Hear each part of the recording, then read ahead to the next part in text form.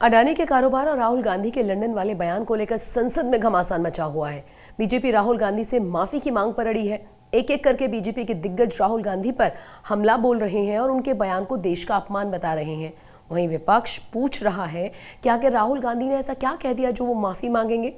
अडानी के मुद्दे पर मार्च निकाल रहे विपक्ष को भी रोक दिया गया है। संसद में पक्ष और विपक्ष के बीच एक बार फिर से घमासान छिड़ा हुआ है। हमारी इस खास रिपोर्ट को देखिए।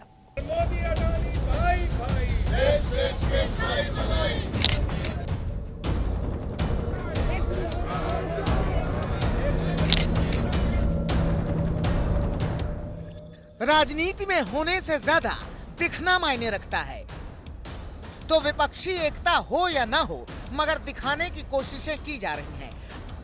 अलग अलग मुद्दों पर अलग अलग राय रखने वाले 16 दल अडानी के मसले पर एक साथ निकले।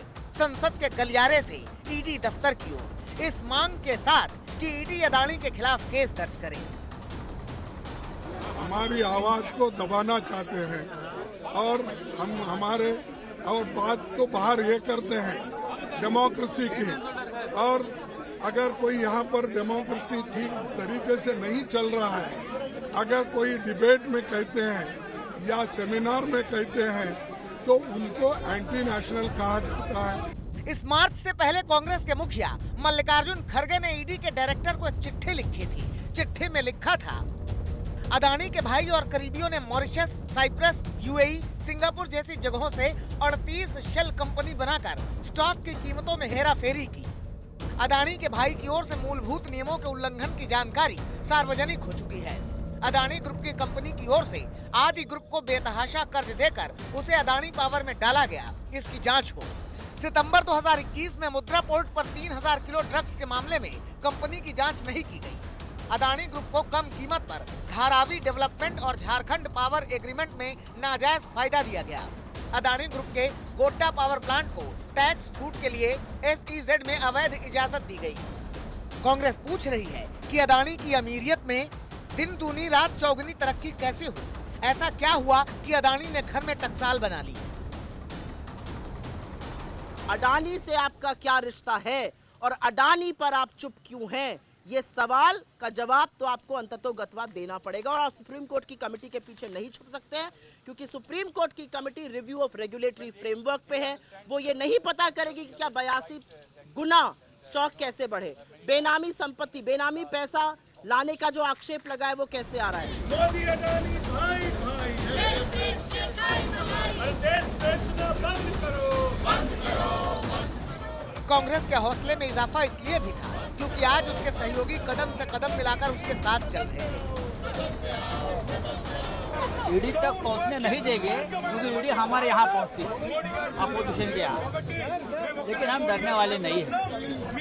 चाहे लालू जी हो, चाहे शिवसेना हो, एनसीपी हो, सभी विपक्ष के खिलाफ ईडी और सीबीआई जो टारगेट कर रही है ना, हम आखिर तक लड़ते रहेंगे।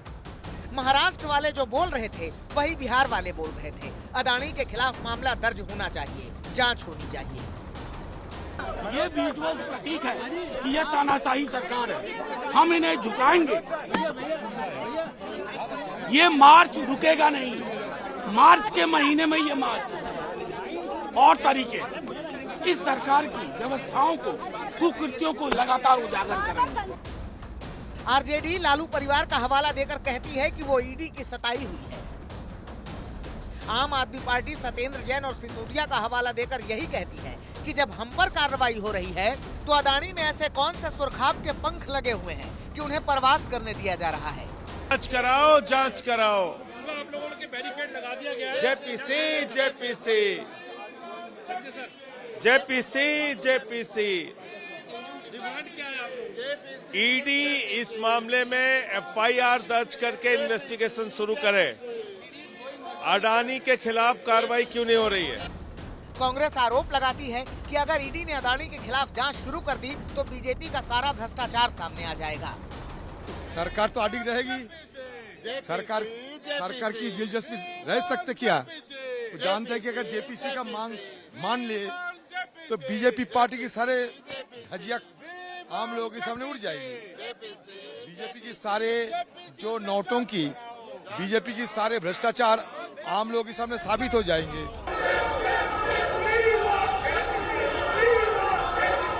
अडानी के मसले पर सड़क से सदन तक संग्राम मचा हुआ है। ये संग्राम उस सियासत को हवा दे रहा है जो 2024 के लिए बुनी जा रही है। फिलहाल जो माहौल है वो यही कह रहा है कि 2024 के चुनाव में अडानी का मसला जमकर उछाला जाएगा। दिल्ली से मौसमी सिंह और सुप्रिया भारद्वाज के साथ आज तक ब्यूरो। अडानी के मुद्दे पर पक्ष और विपक्ष में तो जुबानी जंग जारी है ही, लेकिन गौतम अडानी को इससे कोई फर्क नहीं पड़ता। वो अपनी फैमिली में बिजी हैं। गौतम अडानी के बेटे जीत की मंगनी की रस्म हुई है। मंगलवार को अहमदाबाद में आयोजित कार्यक्रम में डायमंड कारोबारी जयमीन शाह की बेटी डीवा शाह के साथ ये रस्म पूरी की गई। जीत अडानी भी अडानी ग्रुप ऑफ कंपनीज के साथ जुड़े हुए हैं और इन्होंने यूनिवर्सिटी ऑफ पेंसिल्वेनिया से इंजीनियरिंग की पढ़ाई की है।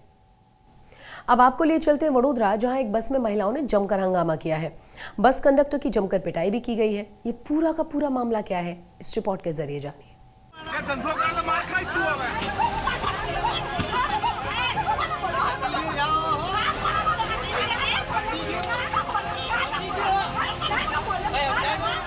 खाकी वर्दी वाले शख्स पर थप्पड़ों की बारिश का ये वीडियो गुजरात के वडोदरा से सामने आया है, जहां महिलाओं ने एक बस कंडक्टर की धुनाई कर दी।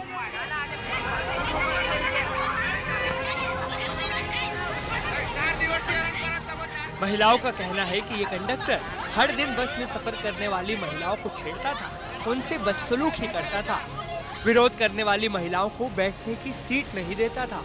विवाद से बचने के लिए महिलाओं ने कई दिनों तक सब्र किया, लेकिन जब पानी सिर से ऊपर चढ़ गया तो महिलाएं चंडी के अवतार में आ गई और असुर प्रवृत्ति वाले इस कंडक्टर पर टूट पड़ी।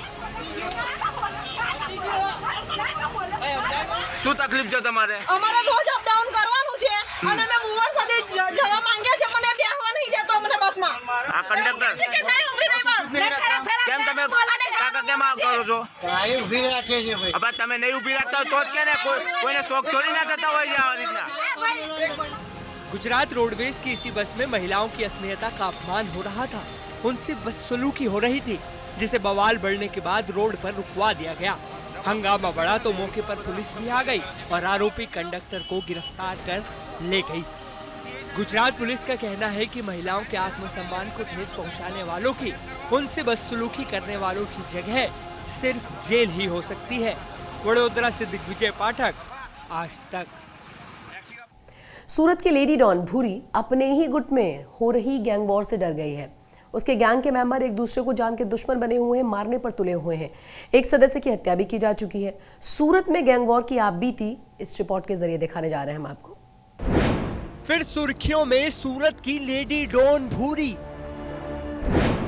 लेडी डॉन के गैंग में ही गैंग वॉर। जो हत्या करने गया उसी की ही हो गई हत्या।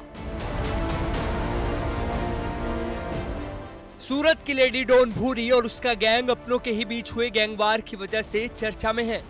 देर रात वराछा की कमल पार्क सोसाइटी के पास भूरी गिरोह के सदस्य राहुल बोड़ा की उसके ही सहयोगी कल्पेश ने चाकू से गोदकर हत्या कर दी। बताया जा रहा है कि कमल पार्क सोसाइटी में रहने वाला कल्पेश डांगोदर और राहुल बोड़ा 6 दिन पहले दमन गए थे, जहां दोनों के बीच कहासुनी हो गई। कल्पेश ने इसे निपटाने के लिए राहुल को घर बुलाया, लेकिन राहुल बोड़ा कल्पेश की हत्या के इरादे से अपने दोस्त जीत और जलजीत को भी साथ ले गया और कल्पेश की हत्या के इरादे से उसके घर पहुंचा। वे कल्पेश पर चाकू से हमला करने का प्रयास कर रहे थे, लेकिन तभी पासा पलट गया।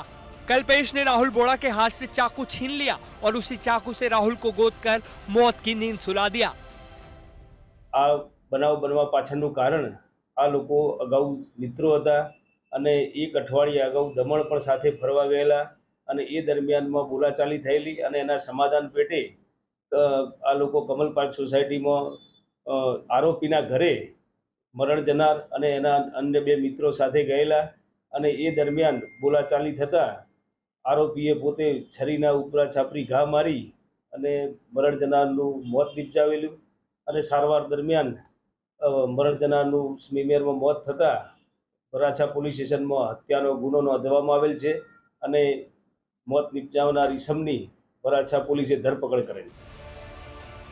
लेकिन दमन में ऐसा क्या हुआ जो एक ही गैंग के दो सदस्य एक दूसरे की जान के दुश्मन बन गए? इस रंजिश का खुलासा किया कल्पेश की पत्नी ने। कल्पेश की पत्नी के मुताबिक राहुल और कल्पेश दोस्तों के साथ दमन गए थे। दमन में सभी ने जमकर शराब पी, फिर इंस्टाग्राम पर लाइव हो गए। मैं भी सूरत से ऑनलाइन शामिल हुई। तब राहुल और अन्य दोस्तों ने मेरे लिए अपशब्द बोले। इसकी जानकारी मैंने कल्पेश को दी। तभी दमन से लौट रहे कल्पेश ने राहुल समेत दोस्तों को रास्ते में ही छोड़ दिया। इसी बात पर राहुल और कल्पेश के बीच कहासुनी हो गई। उधर मृतक राहुल के भाई ने कल्पेश के खिलाफ हत्या का मामला दर्ज कराया है और कहा है कि सुलह के लिए घर बुलाकर कल्पेश ने ही राहुल की हत्या की। जबकि आरोपी कल्पेश की पत्नी ने वराछा पुलिस में दर्ज अपनी शिकायत में कहा कि राहुल ने कल्पेश की हत्या करनी चाहिए, उस पर भी चाकू से हमला किया। फिलहाल पुलिस ने आरोपी कल्पेश को गिरफ्तार कर मामले की जांच तेज कर दी है, लेकिन अपने ही गैंग में पड़ रही फूट से लेडी डॉन भी टेंशन में है। सूरत से संजय सिंह राठौड़ के साथ आज तक। अब बात एक ऐसी बेटी की जिंदगी ने जिसकी खतरनाक अग्नि परीक्षा ली गई। इस बेटी ने दुश्वारियों के अग्निपथ पर चलते हुए कामयाबी की ऐसी इबारत को लिखा है कि आज पूरी दुनिया उसे सलाम कर रही है। मुस्कान शेख नाम की ये लड़की आज हजारों लोगों की प्रेरणा है। इस खास रिपोर्ट को देखिए आप।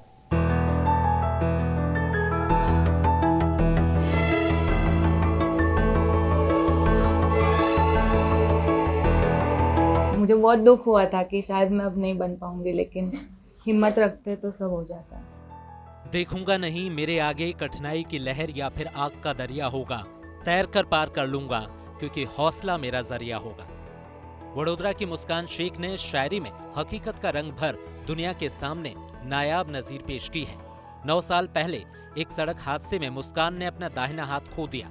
अबोध उम्र में दाहिना हाथ गंवाने के बाद मुस्कान के सामने 2 ही रास्ते थे, बदकिस्मती को जिंदगी की सच्चाई मानकर हालात के सामने सरेंडर कर देने का रास्ता या फिर वक्त की दुश्वारियों से लड़कर कामयाबी की बुलंद इबारत लिखने का अग्निपथ। यकीनन मुस्कान शेख ने हालात के आगे घुटने टेकने से इनकार कर दिया और फिर ऐसी नजीर बनाई जो हजारों उदास दिलों में उम्मीद का दिया जलाने की खूबसूरत प्रेरणा बन गई। हाथ गंवाने के बाद जिंदगी के अग्निपथ पर एक पत्र छांव मांगे बगैर मुस्कान फौलादी इरादों के साथ आगे बढ़ती रहीं और आज वो एक कामयाब डॉक्टर बनकर बेबस मजलूम मरीजों की सेवा करने की दहलीज पर खड़ी हैं। मैंने न्यूज़ में पढ़ा था कि मुस्कान डॉक्टर्स ड्रीम इज क्रैश, ऐसा तब मुझे बहुत दुख हुआ था कि शायद मैं अब नहीं बन पाऊंगी, लेकिन हिम्मत रखते तो सब हो जाता है। पहले तो मुझे लिखना ही अपने दूसरे हाथ से चालू करना पड़ा था। सबसे पहले तो वही था, फिर 10th और 12th में सब ड्रॉ करने का सब जो आता है वो उसमें 2 हाथ की ज़रूरत पड़ती है, तो थोड़ी थोड़ी ऐसे मुश्किलें होती थी, लेकिन बहुत सब सपोर्ट करने वाले थे तो सब इजी हो जाए। दरअसल साल 2014 में एक सड़क हादसे ने मुस्कान की जिंदगी को पूरी तरह झकझोर कर रख दिया। इलाज के दौरान मुस्कान का दाहिना हाथ काटना पड़ा। दुर्घटना के कुछ ही दिनों बाद मुस्कान का एग्जाम होने वाला था। माँ बाप के सामने सवाल ये उठ खड़ा हुआ कि उनकी राइट हैंडर बेटी परीक्षा में लिखेगी कैसे। अपने माँ बाप की इस पीड़ा को मुस्कान ने बाएं हाथ से दूर करने का फैसला किया। मुस्कान ने बाएं हाथ से लिखने की प्रैक्टिस शुरू की और तमाम विपरीत परिस्थितियों के बीच परीक्षा में अच्छे अंक हासिल किए। वडोदरा की इस बेटी ने बाएं हाथ से लिखने की ऐसी प्रैक्टिस की कि 10वीं में इसे 94% और 12वीं में साइंस स्ट्रीम में 81% अंक हासिल हुए। इतना ही नहीं, मेडिकल की ऑल इंडिया परीक्षा नीट में मुस्कान दिव्यांग कोटे से पूरे गुजरात में टॉप कर गई। आज मुस्कान के घर वालों को अपनी बेटी पर नाज है। और आज मुस्कान 4 साल की पढ़ाई खत्म करके फाइनल ईयर में जब पढ़ रही है, तब उसका खाली अभी उसको MBBS पूरे होने में इनका एग्जाम ही बाकी है। खाली अभी वो लास्ट मोमेंट पे MBBS खत्म करने जा रही है और बहुत खुशी की बात है। मुस्कान आज sir Sayaji general medical college में अंतिम वर्ष की छात्रा है। कुछ महीनों बाद वो लोगों का इलाज करना शुरू कर देंगी। फौलादी इरादों वाले इस डॉक्टर से जब कोई मरीज इलाज के लिए मिलेगा तो उसकी आधी बीमारी तो मुस्कान की प्रेरणादायक कहानी सुनकर ही दूर हो जाएगी।